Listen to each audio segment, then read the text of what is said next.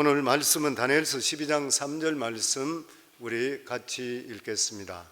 많은 사람을 옳은 대로 돌아오게 하는 자는 별과 같이 영원토록 빛나리라. 아멘. 오늘이 정말 저희 창립 21주년 근한 감사 주일입니다.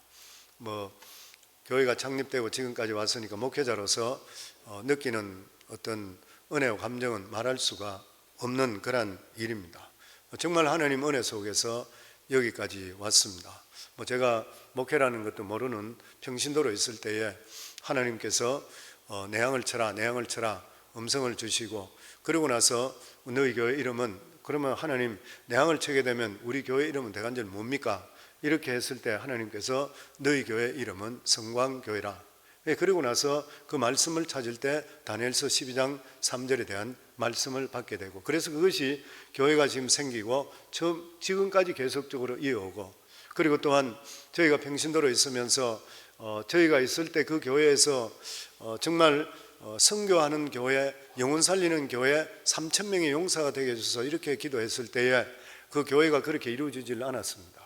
목사님이 원하시는 목사님이 오시질 않고 여러 가지 이렇게 되었을 때에 저희가 새벽에 나와서 하나님께 울면서 기도할 때, 하나님 참 우리가 그런 좋은 목사님을 위해서 기도했고 또 그런 분들이 오셔야지 이 교회를 세상을 변화시키고 성도들이 그래 될 것인데 저 비전도 없는 목사님이 왔어요. 저희들은 어떡합니까? 이렇게 정말 울면서 기도했어요. 그러니까 성령께서 말씀하시기를 저희 부부에게 네가 해라, 이 말씀을 저희 아내를 통해서 저희 부부에 같이 주었습니다.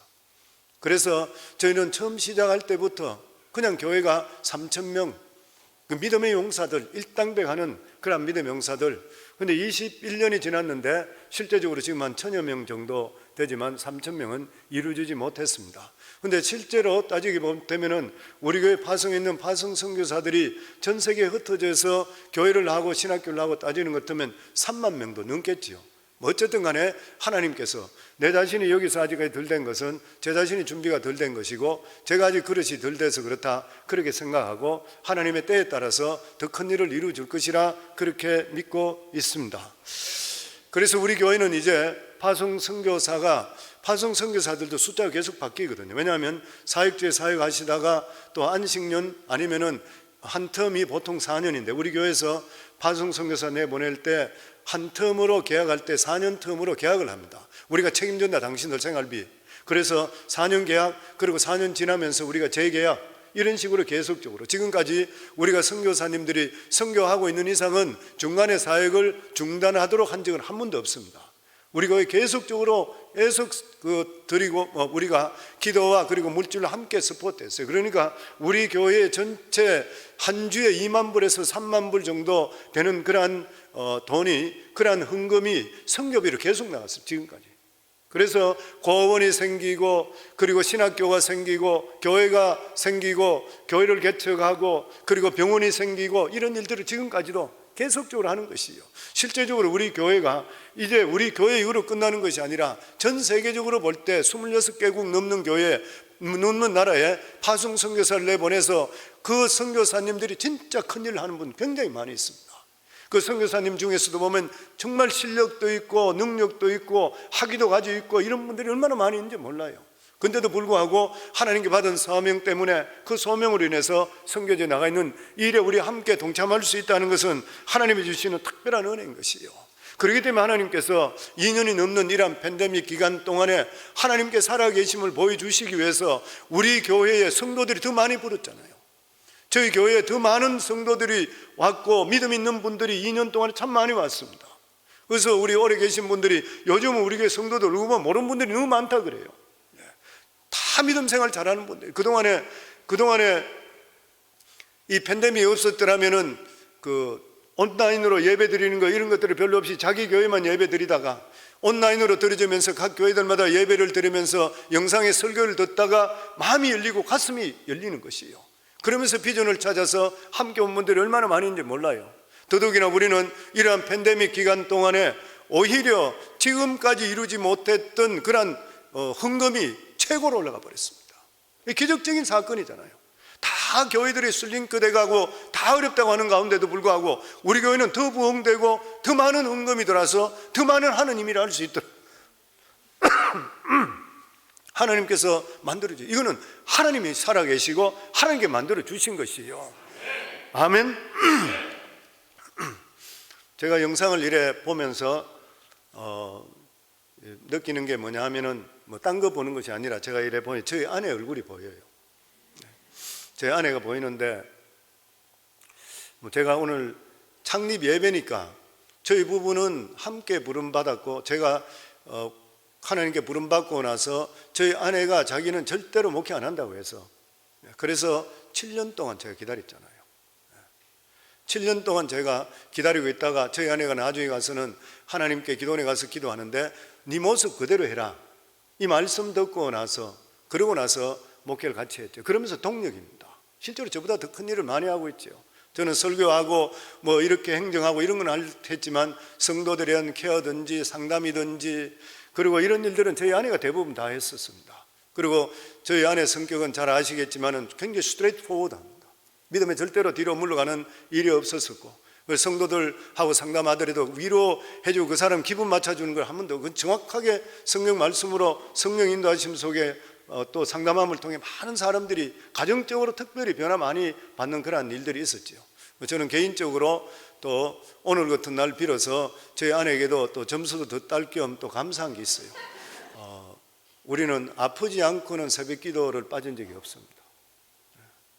21년 동안 저희 아내는 알람이 필요 없는 사람이에요. 저는 알람을 하고 나서 자버리는 경우가 있는데 그래도 저희 아내가 깨워주기 때문에 저는 한 번도 새벽 기도에 늦어진 적이 없습니다. 새벽 3시 정도 되면 일어나요. 저 사람은 일어나서 자기 몸 단장을 하는데 1시간 걸려요. 매일 에브리데이. 그냥 새벽에 나오는 건 대단하잖아요. 근데 부스스하게 나오는 경우 한 번도 못 봐요. 그리고 매일 새벽 설교할 때는 그 전날 또 주일날 이럴 때는 토요일 저녁에 제 양복 같은 거 해서 넥타이하고 다 골라서 딱 걸어놔요. 그리고 아침에 일찍이 토요일날 그때 꽃을 토요일날 올 때는 꽃을 찍은 거 사진 오면 그거하고 넥타이하고 또 매치를 해요. 그리고 주일날 아침 되면 문을 열고 바깥에 나가서 공기를 또다시 보면서 또 바꿔요. 분위기를. 그런 식으로 지금까지 나를 입혀주고 했어요. 머리도 저 사람이 깎아주죠. 아침마다 머리 다 빗겨줘요. 오늘은 눈썹까지 그려주더라고 보니까. 저보고 눈썹이 좀 빠져 보인다고. 그래서 내가 눈썹을 왜 그리냐 그랬더니만 TV에 나가면은 배우들도 그렇고 눈썹을 그린대. 주일날 성도들 일주일에 한 번 보는 성도들한테 가장 좋은 모습 보여야 된대요. 맞는 말씀이잖아요. 목회자가 비리비리하고 아픈 거 보이고 안 좋게 보이면 안 되잖아요. 제가 건강관리 잘못하고 피곤해서 뭐 이래 좀 기침하고 비리비리하면 제가 저희 아내한테 제일 핫타임 받습니다. 자기 몸관리 정확하게 해야지 성도들에게 목회자는 항상 빵빵 뛰어야 된다는 거예요. 항상 기쁘게 살아야 된다는 거예요. 지금까지 그렇게 해줬어요. 너무 감사해요. 그래서 사진에 보니까 이제는 그 얼굴이 나이가 좀 들어 보이는 것 같아요. 그래도 14살에 만났던 그 바짝 말랐던 14살의 소녀 그리고 17살 때 풋풋했던 그게 저는 항상 그 얼굴을 그냥 보고 있어요. 보고 있어도 또 보고 싶은 그런 사람이라 한번 이야기하고 싶어 하는 거예요.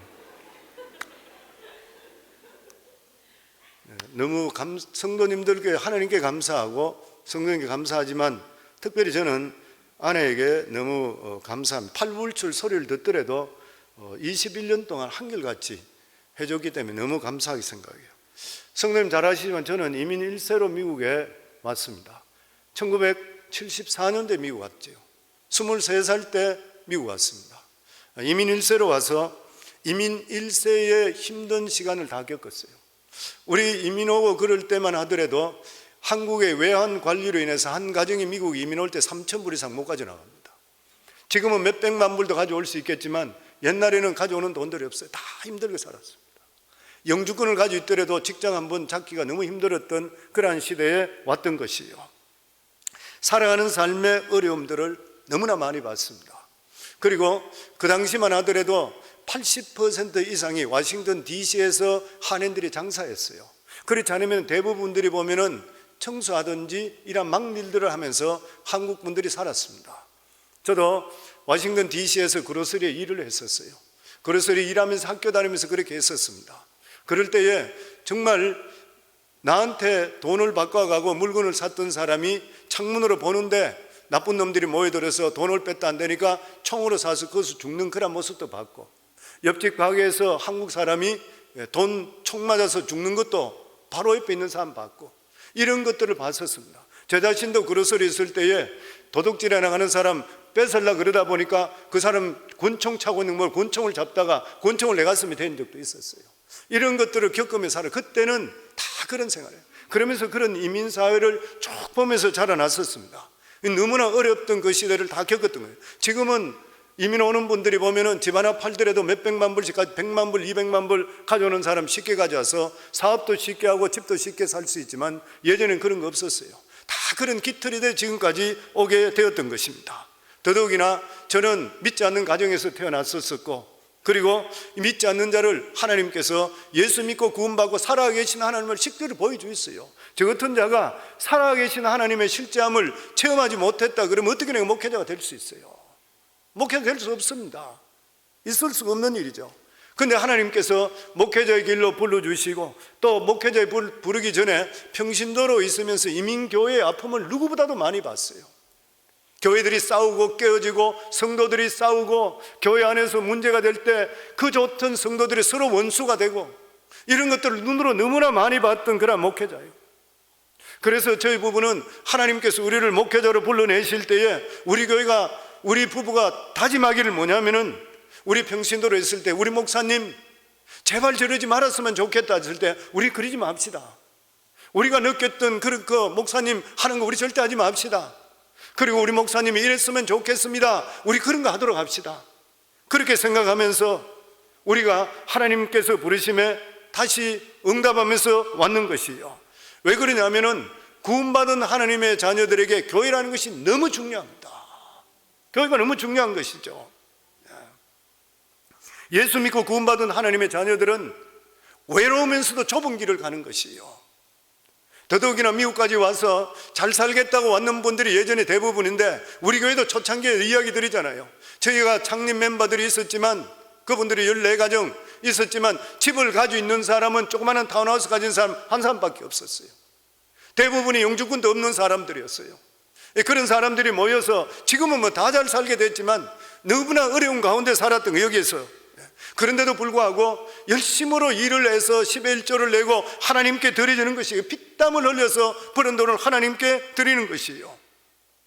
이분들은 당연히 교회 온다 그러면 믿음으로 격려 받을 수 있어야 되고 위로를 받을 수가 있어야 되는 것이에요. 그렇기 때문에 그리스도인들에게 교회라고 하는 것은 너무나도 중요한 것입니다. 예전에 교회 이름을 검색해 볼 때에 교회 이름이 가장 많은 이름이, 이 세상에 가장 많은 이름이 있는 것이 보니까 첫 번째가 아름다운 교회로 나왔어요. 그리고 그 다음 번째 교회 나오는 것이 선교 교회 나와요. 선교. 그리고 사랑, 은혜, 뭐 이런 교회 이름들이 쭉 나왔어요. 그래서 사람들 마음에는 아름다운 교회를 갖고 싶은 거예요. 누구든지 아름다운 교회에서 신앙생활하고 싶은 것이에요. 다 삼아하는 것이 아름다운 교회 생활입니다. 성경적으로 볼 때에 아름다운 교회를 이루기 위해서 가장 첫 번째 조건이 뭐냐면 목회자가 발라야 되는 것이에요. 두말할 필요가 없는 것이에요. 하나님을 사랑하는 하나님의 교회가, 하나님을 사랑하는 하나님의 성도가 가장 자기 마음속에 원하는 것이 아름다운 교회를 만나는 것이에요. 아름다운 교회 만나서 아름답게 신앙생활하는 만큼 예수 믿고 구원받은 사람들에게 축복은 없는 것이에요. 우리가 교회에서 진료로 체험받지 못하고 우리가 교회에서 기쁨을 누리지 못한다면 우리가 아무리 바른 신앙을 가지고 있다 한다 하더라도 영혼은 병들 수밖에 없는 것이에요.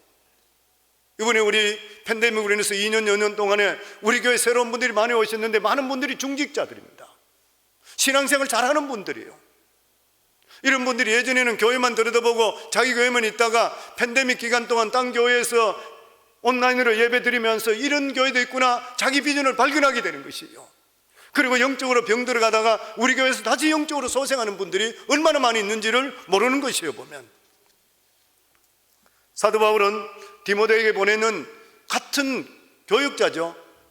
교육자인 목회자인데 디모데에게 보낸 편지에 보면, 디모데전서에 보면 아름답고 건강한 교회의 많은 부분이 목회자 한 사람에게 달려있다는 거예요. 저는 이거 절실히 느낍니다. 나는 평신도로 집사장까지 했고 안수 집사로 오래 했었고 그것을 다 겪으면서 평신도들이 아무리 열심히 한다 하더라도 목회자가 바로 못 쓰면 그 교회를 못 가요. 그리고 그게 있을 수가 없어요. 영적으로 견딜 수가 없게 되는 거예요. 그걸 너무나 많이 봤던 것이에요. 목회자가 바른 신앙, 그리고 바른 인격을 가지는 것, 바른 헌신하는 것 너무나 중요해요. 제가 이 말씀 드리는 것은 내가 바른 인격, 바른 신앙이라 말하는 것이 아닌 것이에요. 이거는 누구나 들어야 될 말인 것이에요. 목회자면 누구나 들어야 되는 것이에요. 교회는 이 세상에서 가장 아름답고 가장 행복한 곳이어야 되는데도 불구하고 많은 사람들이 교회 와서 오히려 상처를 입는 경우들이 많아요. 신앙적으로 방황하는 그런 경우들이 많아요. 그 가장 중요한 일이 뭐예요? 목회자 때문인 것이에요. 목회자가 바로 진리를 알고 바른 진리에 헌신했을 때 목회자는 가장 아름답고 능력 있고 가장 축복 있는 그런 교회가 될 수가 있는 것이에요. 이것을 알고 있는 목회자로서 생각할 때마다 두렵고 떨리는 것이에요. 하나님은 말할 수 없는 은혜 속에 저 같은 자도 불러주었습니다. 저 같은 자를 불러야 될 이유가 하나도 없어요. 저는 죄가 정확히 영적인 죄가 뭔지 모르고 살았던 사람이에요. 세상적으로 법률만 어기지 않으면 된다고 생각하고 살았던 그런 사람이에요. 저 같은 자는 죄 가운데 살다가 죄로 말미암아 영원히 심판받을 수밖에 없는 자였어요. 그런데 하나님께서는 죄에 대해서 저에게 밝게 보여주시고 저에게 직접적으로 말씀해 주시고 그것만 해도 너무나 크신 은혜인데 하나님께 저에게 내 양을 쳐라 내 양을 쳐라 두 번의 말씀을 주면서 주의 종으로 불러주시고 그리고 지금까지 순간순간 하나님께서 성령을 통해 말씀하시고 꿈으로 보여주시고 환상 속에 보여주셔서 21년 동안 여기까지 오게 만들어 주셨습니다. 저는 매번 설교할 때마다 그리고 설교를 준비할 때마다 하나님께 너무나 감사드려요. 아마 설교 준비하는 만큼 목회자가 스트레스 받는 건 없어요. 그럼에도 불구하고 어떻게 나 같은 자가 감히 거룩한 하나님 말씀을 전할 수 있나?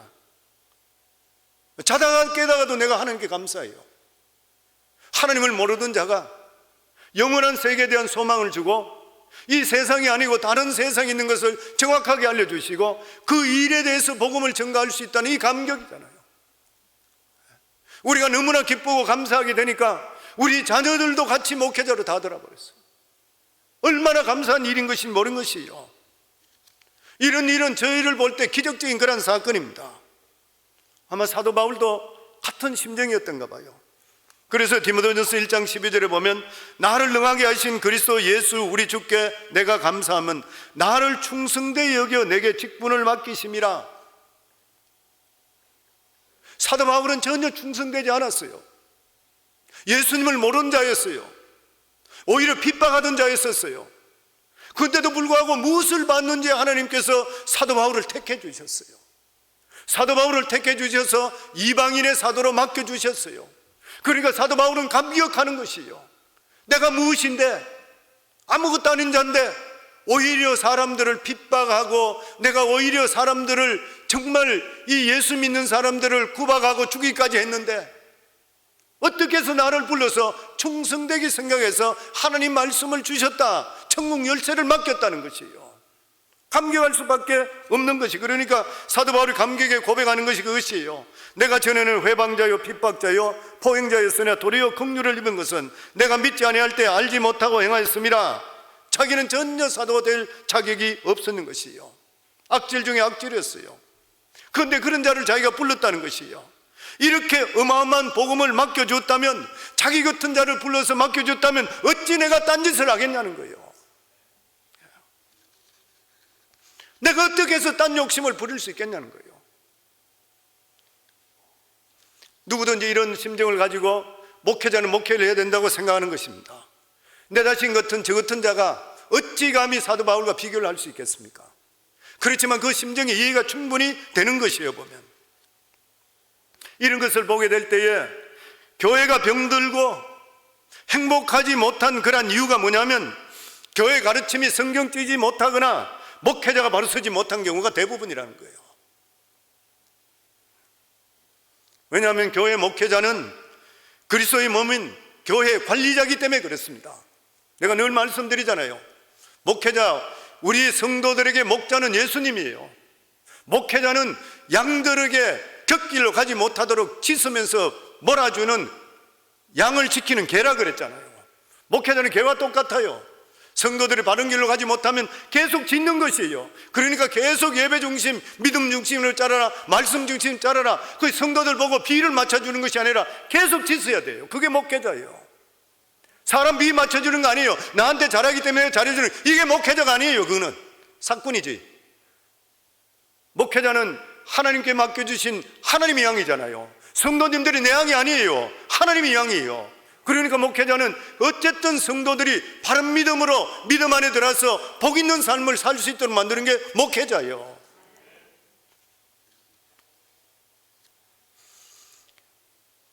목회자는 하나님께서 예비하신 어마어마한 축복의 말씀을 전하는 자라.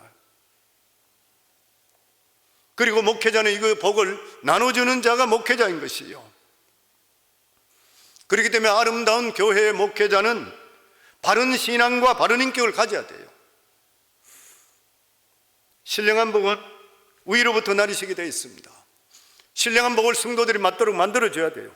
제가 또다시 말씀드리지만 제가 자격이 있어 이런 말씀하는 거 아니에요. 저는 너무 부족해요. 제 자신도 잘못된 것들이 많이 있을 거예요. 제가 오늘 대표기단 9시에도 이야기 드렸는데 홍 장로님이 개척 멤버예요. 김영철 장로님 아까 나왔던 다 개척 멤버예요. 그리고 이 주차위원이 있던 엄일용 집사 총각 때부터 전도사 때 왔던 개척 멤버들이에요. 우리 교회 개척 멤버들은 대부분 교회 다 있어요. 선교사로 갔든 아니면 먼저 천국 갔든. 그런데 제가 이런 분들에게 정말 감사한 것, 그 감사한 것이 뭐냐면 가장 21년 동안 가까이 보고 있잖아요. 왜 내 허물이 없어요? 그런데도 불구하고 한 번도 저에 대한 허물을 이야기하지 않아요. 나를 위해 기도해 주시지. 너무너무 감사해요. 저도 이런 목회자가 바로 서야 되는 것, 내가 완전하기 때문에 그 이야기들은 절대 아닌 것입니다. 그럼에도 불구하고 이 마음을 주님 앞에 설 때까지 목회자는 가지고 있어야 된다고 생각하기 때문에 그렇게 말씀드리는 것이에요. 그래서 우리 성광교회가 예수님께서 재림할 때까지 계속적으로 다음번에 올 그런 목회자가 이러한 목회자가 될 수 있기를 정말 축원하고 간절한 마음을 가지고 있어요. 그리고 좋은 교회는 복음의 말씀이 살아있어야 됩니다. 복음이라는 것이 무엇이에요? 고린도서 15장에 보면 우리 같이 한번 읽도록 하겠습니다. 형제들아, 내가 너에게 전한 복음을 너에게 알게 하노니 이는 성경대로 그리스도께서 우리 죄를 위하여 죽으시고 장사 지낸 바 되셨다가 성경대로 사흘 만에 다시 살아났어. 무슨 말이에요? 복음은 예수 그리스도 십자가의 죽음과 부활입니다. 십자가의 죽음, 십자가의 죽음이 뭐예요? 죄에 대한 심판. 부활은 죄에 대해서 해결된 것을 확정시켜 주신 것. 그래서 부활을 통해서 이 세상 끝나는 것이 아니라 심판에서 다른 세계가 있다는 것을 우리에게 정확히 보여주신 것을 증명해 주신 것이요. 그래서 교회는 예수 그리스도의 보혈이 선포되는 것이 좋은 교회인 것이요. 교회에서 유일하게 선포되어야 될 것이 바로 복음인 것입니다. 사도 바울은 로마 교회에다가 로마서를 썼어요. 근데 로마서를 썼던 때가 이 로마 교회가 생긴 지 40년 이상 되는 거란 교회라 그렇게 이야기해요. 그럼에도 불구하고 사도 바울은 복음에 대해서 이야기합니다. 너희가 복음의 능력을 다시 회복해야 된다. 그래서 로마 1장 16절에 보면 내가 복음을 부끄러워하지 않으니 이 복음은 모든 믿는 자에게 구원을 주시는 하나님의 능력이 됨이라. 먼저는 유대인에게요 그리고 헬라인에게라. 사도 바울이 담대하게 복음을 전가하는 것은 바로 이 복음이 하나님의 능력, 파워 오브 갓, 하나님의 능력이라는 다이너마이트예요. 복음이 들어가면 다이너마이트로 바뀌게 되어 있습니다. 내 인생이 아직까지 바뀌지 못했다는 것은 복음을 실제로 접하지 못했기 때문에 그래요. 내가 복음을 가진 자가 어떻게 복음을 전가하지 않을 수 있어요? 내가 어때까지 예수 믿지 않는 자를 보고 나서 덤덤하게 그냥 볼 수 있어요? 내가 예수 믿고 구원받는데 어떻게 내가 나쁜 짓을 할 수 있어요? 하나님의 살아계심을 아는 자가 어떻게 내가 엉뚱한 짓을 할 수 있어요? 아직까지 복음을 받아들이지 못하니까 나쁜 습관 못 끊는 거예요. 정말 복음이 내 속에 들어온다면 내 인생은 바뀔 수밖에 없는 것이에요. 왜냐하면 복음은 능력이고 다이너마이트이기 때문에 그런 것이에요. 이거 끊임없이 우리 속에 증거될 수 있어야 돼요. 우리 삶에 끊임없이 내가 옛날에 하나님을 만났던 것을 회복하고 내가 초심으로 다시 끊임없이 내가 돌아갈 수가 있어야 돼요. 그렇기 때문에 교회에 가장 필요한 게 뭐예요? 좋은 말씀이 아니라 복음이에요. 복음이 들어야 내가 바뀌게 됐어요. 내 자신을 다시 돌아보고 회개하고 하나님의 주신 은혜에 감격하고 다시 돌아가게 돼 있는 것이에요. 그러니까 교회에 가장 필요한 것이 복음인 것이에요. 제 자신도 이러한 복음을 체험하지 못했다면 세상적으로 편하고 대접받는 그런 직업을 가지고 있던 자가 어떻게 해서 다 내려놓고 나서 최종을 갈 수 있어요? 어떻게 했으면 우리 자녀들이 모두 다 최고 학벌 나오고 가장 좋은 학교 다 나오고 명문대 대학원 다 나오고 했는데도 불구하고 정말 자기 월급 하나 옳게 받을 수 없는 그 자리에 들어갈 수 있게 만들었겠어요? 그래서 우리에게 필요한 것은 복음을 통해서 구원의 감격을 다시 회복하는 것이요, 십자가의 복음은 죽은 교회를 살리는 능력이 있습니다. 십자가의 복음은 식었던 심령을 다시 불붙게 하는 능력이 있는 것이에요. 그리고 좋은 교회는 예배가 살아있어야 됩니다. 이 세상에서 가장 순결하고 아름다운 예식이 있다면 그리스도인이 드리지는 예배인 것이요, 예배 드린다는 것은 하나님의 임재 앞에 경배 드리는 것이요, 그렇기 때문에 우리가 예배가 경건해야 되는 것이고 감동과 감격이 있어야 되는 것이요, 회개의 눈물이 있어야 되는 것이고 감사의 눈물이 예배에 있어야 되는 것이고 예배 드릴 때에 감격 벅찬 그러한 심령을 가질 수가 있어야 되는 것이요. 우리 믿는 자들에게는 예배보다 더 중요한 것은 없습니다. 성교도 중요하고 교육도 중요하고 구제도 중요해요. 근데 무엇보다도 예배가 중요합니다. 왜 그러냐면 예배가 죽으면 성교도 죽게 돼 있고 교육도 죽게 돼 있고 구제도 다 죽게 돼 있기 때문인 것이요. 신앙생활에서 신령과 진정으로 은혜 충만한 예배 드리는 것이 무엇보다도 중요한 것이요, 예배를 통해서 영적으로 충만함을 받고 예배를 통해서 우리 영혼이 은혜의 지성소로 들어갈 때에 우리 삶이 바뀌게 되어 있는 것이요. 그래서 요한복음 4장 24절에도 보면 아버지께 참되게 예배드린 자들은 영과 진리로 예배할 때가 오노니 곧 이때라. 아버지께서 자기에게 이렇게 예배하는 자들을 찾으시는 것이라. 구원받은 하나님의 자녀들이 가장 영적으로 충만할 때가 예배드린 것이요, 거기 감격이 있기 때문인 것이요. 그래서 성도님들, 그래서 예배 승리해야 된다는 것이요, 그래서 예배 장소에 나오라는 것이요, 그래서 우리 삶 속에 성전 중심적으로 살아라는 것이요.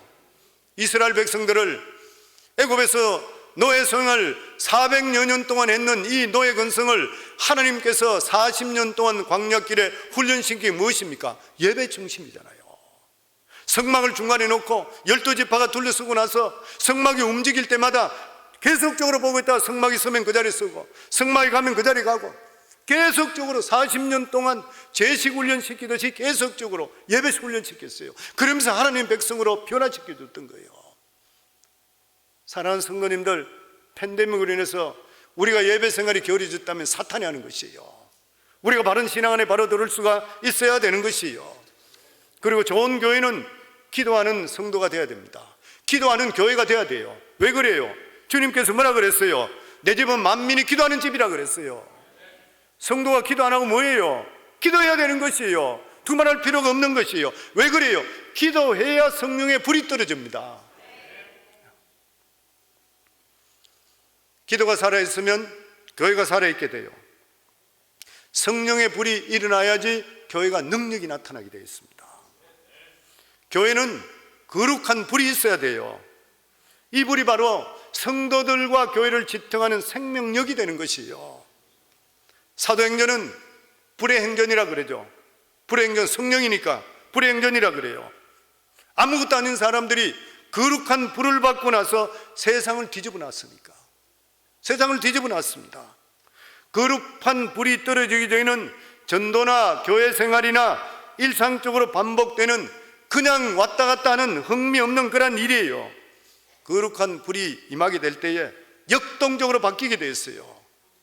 정말 예수님을 만나게 될 때는 불을 만납니다. 불을 만나요. 엠마오로 가던 제자들이 누가복음 24장 32절에 예수님 만나게 될 때에 그들이 서로 말하되 길에서 우리에게 말씀하시고 우리에게 성령을 풀어주실 때 우리 속에 마음이 뜨겁지 아니하냐.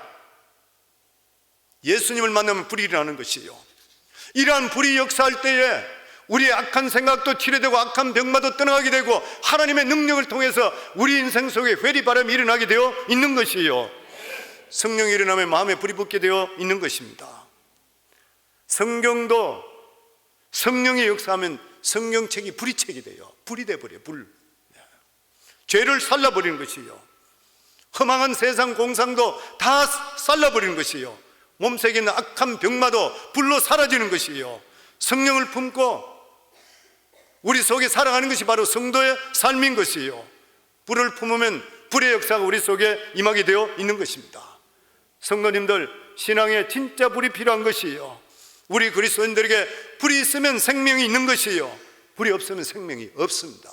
그렇기 때문에 하나님께서 기뻐하시고 좋은 교회는 성령의 불이 타는 그런 교회예요. 이러한 교회가 되기 위해서는 기도 안 하고 어떻게 될 수 있겠습니까? 그리고 좋은 교회는 성도 간에 사랑으로 하나 된 그러한 교회예요. 일반적으로 사도 바울의 서신은 교회 문제가 생겨서 해결하기 위해서 보내는 그러한 서신들입니다. 너희들이 이런 문제 있다. 내가 듣기에 너희가 복음을 지금 잘못 전한다 그러는데 갈라디아 교회 같은 데는 다른 복음을 전하니까 너희가 저주를 받을 것이다 이런 식으로 나와요. 고린도 교회는 은사 자랑하니까 너희들이 정신없구나 이런 것부터 쭉 그런 식으로 진명해요. 그런데 에베소서는 순수하게 하나님의 구원의 진리와 구원의 놀라운 풍요함 여기에 대해 증거합니다. 하나님의 온전하심 이런 것들을 보여줍니다. 이게 에베소서의 특징이에요. 근데 에베소서의 가장 중심되는 사상이 뭐냐면 하나됨입니다. 하나됨이에요. 하나님의 교회는 어떻게 되시나? 이 세상에 그리스도의 이름으로 살아가는데 무엇보다 가장 설득력 있는 뭐예요? 하나 되는 것이에요. 싸우지 말고 하나 되는 것이 좋지. 돈 있다고 해서 싸우는 것이 그렇게 옳은 것이냐? 가정에서 형제가 하나 되지 못하고 부부가 하나 되지 못한다면 아무리 사회적으로 성공했다 한다 하더라도 그것은 성공이 될 수가 결코 없는 것이에요. 이 세상에 가장 아름다운 부부가 무엇입니까? 하나됨이잖아요. 하나되는 부부예요. 잘 살든 못 살든 상관없이 사랑으로 하나된 그러한 부부인 것이에요. 사람은 어떤 지위를 가지고 있느냐 아니면 어떤 집에 사느냐 그것이 결정되는 것이 아니라 얼마나 사랑하고 있는가 그것이 가정에 대변되는 것이에요. 사도 바울은 어떤 강령보다도 교회는 하나 되는 것이 첫째라 그렇게 말씀합니다. 왜 그러냐면 그 당시에 예수 믿는 사람들은 유대인들과 이방인들이 함께 예수를 믿었습니다. 그런데 문제가 생겼습니다. 유대인과 이방인들은 배경이 너무나 다른 것이에요. 환경이나 생활 방식, 전통 모든 것이 다 달랐습니다. 유대인들이나 이방인들이 예수를 믿는 데는 문제가 없었습니다. 다 예수 믿으니까. 근데 서로 배경이 다르니까 문제가 생겼습니다. 산과 사람은 멀리 볼 때가 좋다고 가까이 보게 되면은 더러운 것 눈에 뜨이는 것이요. 이런 것들 때문에 가까워지면 문제가 되는 것이요. 연애도 마찬가지잖아요. 연애도 마찬가지로 처음에 연애할 때는 다 좋아 보여요. 그러나 결혼하면 문제가 생겨요. 저는 연애할 때 저희 아내가 화장실도 안 가는 줄 알았어요.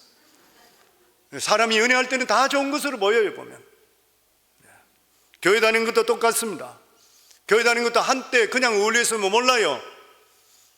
근데 같은 목장에 속해지고 가깝게 서로 어울리고 이렇게 하다 보면은 지금까지 못 보던 것이 보이게 되는 것이요. 각자 개성을 저희가 알게 되는 것이요. 그때부터 부딪히기 시작합니다. 바로 초대교회 때 그랬습니다. 유대인과 그리고 또한 이방인들 서로가 너무나 달랐던 것이요. 다시 이야기하면은 옳고 그른 것이 아니라 다른 것 때문에 비판하기 시작했습니다. 서로가 자기 생각을 죽이지를 않았습니다. 그렇게 되니까 싸우기를 시작했습니다. 싸우니까 분열돼 버렸던 것이요. 이것이 초대교회부터 지금 교회까지 계속적으로 겪는 일인 것이요.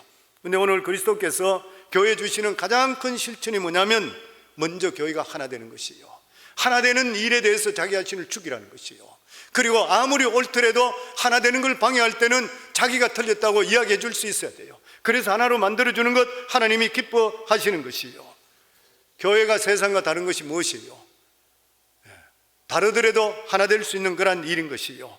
예수님께서 화목제물로 오신 것이 무엇이에요? 하나님과 우리 관계가 원수되었을 때 예수 그리스도 십자가의 보혈을 통해 화목제물을 통해 하나 되게 만들어 주셨는 것이요. 교회는 비슷한 사람이 모이는 곳이 아닙니다. 교회는 그리스도 중심으로 천차만별의 사람들이 모여요. 교회 안에 보면 지식적으로 배경이 다 틀려요. 도덕적인 배경도 다 틀려요. 정치적인 배경도 다 틀려요. 사상적인 배경도 다 틀려요. 환경적인 배경도 다 틀려요. 그렇기 때문에 자기 생각을 계속적으로 하면 하나 될 수가 절대로 없어요. 모든 것들을 인정하고 용납하고 믿음 안에서 받아들일 수가 있어야 되는 것이에요. 영성도 색깔이 틀린다 그랬습니다. 내 영성만 맞는 게 아니에요.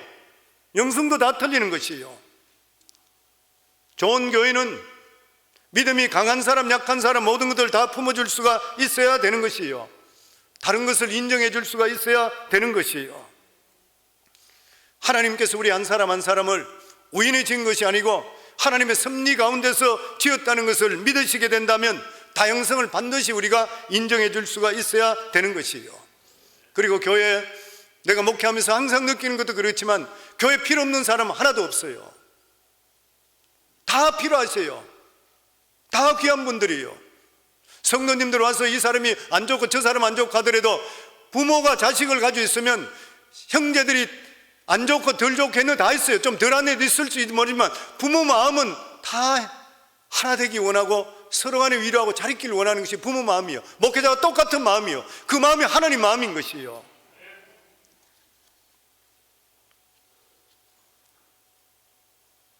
안디옥 교회가 선교하는 교회고 이방 교회로서 가장 본받을 수 있는 그런 교회예요. 그런데 안디옥 교회를 가장 사람들이 추구하는 이유가 어디에 있는 것이에요? 하나 되는 교회입니다. 이 안디옥 교회는 그 멤버들이 왕족들부터 해서 노예부터 해서 흑인, 백인, 황인 다 합쳐져가 있었어요. 믿음으로 다 받아들이고 하나 되니까 강력한 역사가 임함을 통해 선교하며 세상을 바꾸는 교회가 안디옥 교회예요. 저는 우리 성광교회가 그러한 교회가 될 수 있기를 주의 이름으로 축원합니다. 그리고 마지막으로 좋은 교회란 선교하는 교회인 것이에요. 안디옥 교회가 가장 좋았던 그런 이유가 뭐냐면은 처음으로 선교사를 파송했어요. 예루살렘 교회는 믿음의 사도들이 그리 많은데도 불구하고 자기들 백성에서 벗어나질 못했어요. 이방을 향해서 떨쳐버리고 복음을 전개한 것이 바로 안디옥 교회인 것이에요. 선교가 무엇입니까? 하나님의 꿈과 비전이잖아요.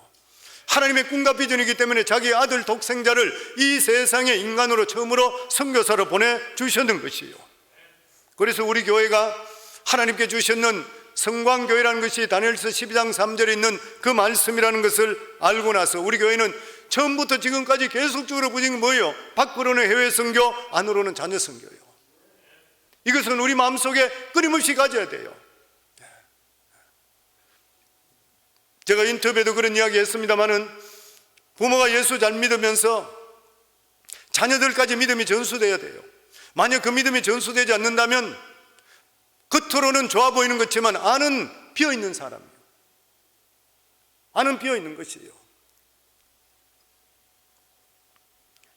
자녀 선교가 얼마나 중요한 일인지 모르는 것이에요. 자손 대대로 복음을 전수할 수가 있어야 되는 것이에요. 그래서 자녀들을 선교 차원으로 대하라는 거예요. 선교는 우리에게 주시는 하나님의 특별한 축복이고 특권입니다. 왜 그렇습니까? 선교는 하나님의 꿈과 비전이기 때문에 이 일을 이룬 자는 하나님 일을 하기 때문에 그래요. 이 일을 위해서 우리가 하나님 일을 할 때는 하나님께서 우리를 해주시게 되어 있어요. 성도님, 그 이 나라와 그 일을 먼저 구하면 나머지 하나님 책임진다 그랬죠. 우리 삶 속에 항상 무슨 일이든지 하나님의 기뻐하는 일을 하시게 될 때는 내 마음속의 소원이나 소원하지 않는 것도 좋은 것을 하나님 들어주시게 되어 있어요. 하나님은 먼저 하시고 예배하시는 하나님이신 것이요. 아멘. 영혼 구원만큼 더 귀한 일이 세상에 어디에 있겠습니까? 그래서 우리는 때를 얻든지 못 얻든지 복음을 전가할 수가 있어야 되는 것이요. 그런데 성경 말씀에 보면 전하는 자가 없이는 역사가 안 일어난대요. 전하라 그래, 실제적으로. 로마 10장 14절에 15절, 이건 같이 한번 읽도록 하겠습니다. 그런즉 너희가 믿지 않는 일을 어찌 부르리요? 듣지도 못한 일을 어찌 믿으리요? 전파하는 자가 없이 들으리요? 보내심을 받지 아니하였으면 어찌 전파리요? 기록된 바 아름답도다. 좋은 소식을 전하는 자들의 발이여 함과 같으니라. 발로 가져가서 전하라는 것이요. 그게 선교사 내보내는 것이요. 오늘도 수많은 선교사들을 보내는 것이 우리 교회에서 하나님께 얼마나 기뻐하시겠어요. 날마다 복음을 전하지 않으면 믿는 자가 생기질 않는다는 것이요. 하나님께서 끊임없이 오늘날도 복음을 전파하게 보내는 것이요. 누구를 통해서? 이 세상에 교회를 통해서 보내는 것이요. 이 교회가 누구예요? 구원받은 하나님의 자녀인 것이요. 그래서 호겐 다이크라는 사람은 교회는 선교하지 않으면 존재할 이유가 없다 그랬어요. 예수님도 제자들을 부를 때에 사람을 낚는 어부가 되리라 그랬어요. 예수님도 이 세상의 모든 사역을 끝나고 성천하시면서 마지막 주시는 말씀이 끝까지 복음 전하라 그랬어요. 내가 영원히 너희와 함께한다 그랬어요. 사도 바울은 내가 복음을 전할지라도 자랑할 것이 없으면 내가 부득불할 일이라 복음을 전하지 않으면 내게 오히려 화가 있다. 왜냐하면 이렇게 귀한 복음을 전하지 않으면 복음을 가진 자로서 오히려 화가 된다 그랬어요. 교회가 절대로 본질에 벗어나서는 안 돼요. 교회는 복음 전하는 일에 모든 것을 다 걸 수가 있어야 돼요. 18세기에 실제로 이뤘던 등대지기에 대한 그런 이야기 아마 들어보신 분도 많이 있을 거예요. 거친 파도가 몰아치는 바도에 그날도 등대지기는 등대를 지키고 있었습니다. 그런데 밖에서 남난 옷차림을 한 할머니 한 분이 찾아왔습니다. 내가 굶어 죽을 지경이 처했으니까 기름 조금이라도 주면 내가 팔아서 끼니를 이을 건데, 그래서 할머니 말을 듣고 나서 가슴이 너무 아파서 등대지기는 기름을 조금 덜어 주었습니다. 얼마 뒤에 초등학교 동창이 찾아왔습니다. 기름 조금만 주면 내 차가 지금 스탑돼 버렸는데 차가 돌아갈 것인데 자네 좀 빌려주지 않겠나? 그래서 친구의 이 간청을 거절할 수 없어서 또다시 기름을 그에게 들어주었습니다. 며칠 후에 이번에는 아내가 찾아왔습니다. 아들 등록금을 아직 내지 못했는데 기름을 좀 주면 기름을 팔아서 등록금을 댈 수 있을 것인데, 등대지기는 가족을 너무나 사랑했기 때문에 나머지 남았는 기름을 아내에게 주었습니다. 그런데 그날 밤에 폭풍과 파도가 아주 심하게 쳤습니다. 매우 험한 밤이었습니다. 그리고 그 다음날 무서운 소식이 들려왔습니다. 그것은 뭐냐면 어젯밤에 큰 배 한 척이 항구를 찾다가 등대에 불이 없어서 헤매다가 암초에 부딪혀서 거기서 완전히 배가 파산돼 버리고 말았다고 하는 것이요. 등대지기는 할머니에 대한 동정, 그리고 친구에 대한 인정, 그리고 가족에 대한 애정 때문에 등대 기름을 다 써버리고 말았습니다. 정작 등대가 필요한 그 시간에 기름이 없어서 불을 밝힐 수가 없었고 결국 큰 배는 헤매다가 침몰해버리고 말았던 것이요. 도대체 이 등대지기의 사명은 무엇입니까? 목에 칼이 들어온다 한다 하더라도, 누가 아무리 급한 사정이 있다 한다 하더라도 등대지기는 기름을 가지고 불을 밝혀야 돼요. 이게 등대지기의 사명인 것이요. 이게 자기 사명을 다하는 것이요. 교회 사명이 무엇인 것입니까?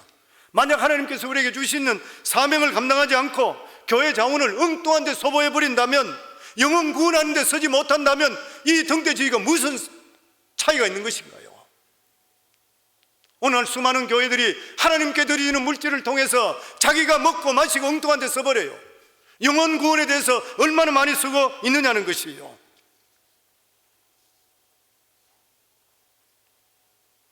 오늘날 우리가 지금까지 이렇게 선교하고 선교사를 파송하고 생각할 수 없는 이런 일을 할 수 있던 그런 일은 우리 성도님들이 같이 협력해서 우리가 먹고 마시고 엉뚱한 데 쓴 일 없이 영혼 구원 살린 데 썼기 때문에 하나님께 축복해 주시고 우리 교회 들은 성도들마다 변화 역사가 임하는 귀한 축복을 주셨는 것이요.